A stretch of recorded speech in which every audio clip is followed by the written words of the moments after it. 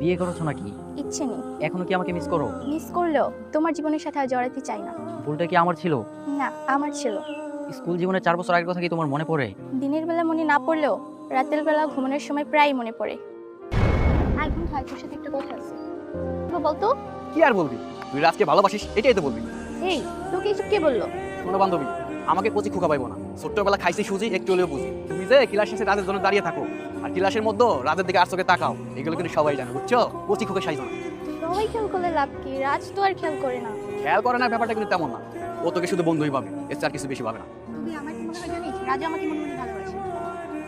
এই রাজ, কি জন্য রাখলাম ভাই? কোথায় যাচ্ছ তুমি? কোচিংয়ে যাইতেছি। আমি তো কোচিংয়ে যাবো, চল একসাথে যাই। হ্যাঁ চলো একসাথে যাওয়াই যাক। আচ্ছা হ্যাঁ, বাই। ভাই, জিজ্ঞাসা করি, হ্যাঁ বল। রাজ কেমন ছেলে রে? হঠাৎ রাজকে নিয়ে প্রশ্ন করতেছিস, এত আগ্রহ কেন? তুই তো রাজের ফ্রেন্ড, তাই জিজ্ঞাসা করলাম। তুই কি এটা জিজ্ঞেস করার জন্য আমাকে কল দিয়েছিস? আসলে আমি রাজকে খুব পছন্দ করি, আমি রাজের সাথে প্রেম। এই শোন, তুই রাখতো, আমরা রাখতেছি, রাখ রাখ রাখ। ক্লাসের কোনো খোঁজ খবর রাখিস? বাবা, কি একটা কাহিনী ঘটে গেছে, আল্লাহ মাফ করো। আরে কি এমন করতেছ যেন কি জানি হয়ে গেছে? কি হয়েছে সেটা বল। কেন তুই জানিস না রিয়া যে তোকে ভালোবাসে?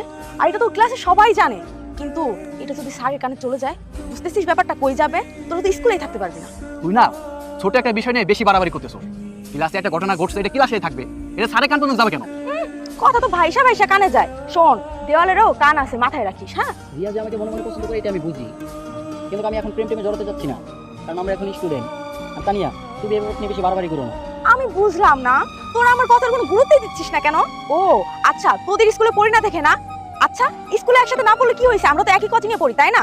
শোন, কোচিং এর কথা হচ্ছে তোদের নিয়ে, বিষয়টা গুরুত্ব দেওয়া উচিত। তুই গুরুত্ব দেওয়ার কোনো কথা বললে না, গুরুত্ব দিতাম। এখন একটা বর্তমান যুগে একটা মানুষ একটা মানুষ ভালোবাসতেই পারে, এত দোষের কিসের? ওরা প্রেম করে দেখে কি স্কুল থেকে বের করে দিতে হবে না? প্রেম করতেছে করুক, তাতে কি হচ্ছে? ভাল লাগে না, থাক তোরা তোদের মতো, আমি চলে যাই। ব্যাপারটা নিয়ে ক্লাসে অনেক বাড়াবাড়ি হয়ে গেছে। ক্লাসে নানান রকমের কথা, এখন তো জিনিসটা বাইরেও চলে আসছে। তোর সব করে ঠিক আছে, আমি বুঝতে পারছি, কিন্তু একটা জিনিস আমার মাথায় আসে না, এই বিষয়টা নিয়ে তানিয়ার তো মাথা ব্যথা কেন, ও জ্বলে কেন? আচ্ছা বাদ দে, চল যাই। আপনার কোচিং এ রিয়া নামের একটা মেয়ে আছে না? হ্যাঁ রিয়া আমার কোচিংই তো পড়ে, কেন কি হয়েছে?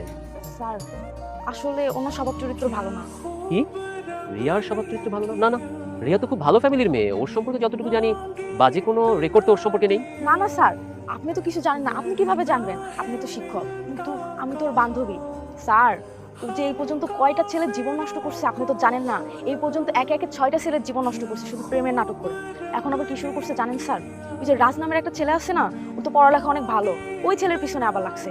ছেলেটা পড়াশোনা নষ্ট করবে আর নিজে তো আছেই। কি বলবো? কি বলছিস?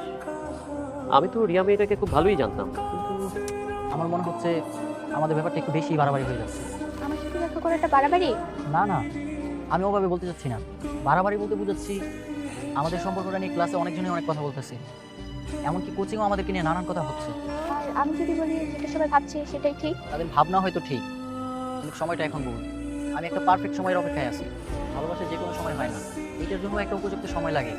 তুমি আমি দুজনেই স্কুলে আছি এখন, আমরা দুজনেই এখন ছাত্র। আসলে তুমি কি চাও? যদি বলি তোমাকে চাই। কি বলছো এসব? তুমি তো আগে থেকেই জানো আমি তোমাকে কতটা পছন্দ করি। পছন্দ করো কিনা জানি না, কিন্তু তুমি যে আমাকে চোখে হারাও এইটা আমি বুঝি। আসলে আমি তোমাকে মন থেকেই চাই, খুব ভালোবাসি। অপেক্ষা করতে পারবে আমার জন্য? কিসের জন্য?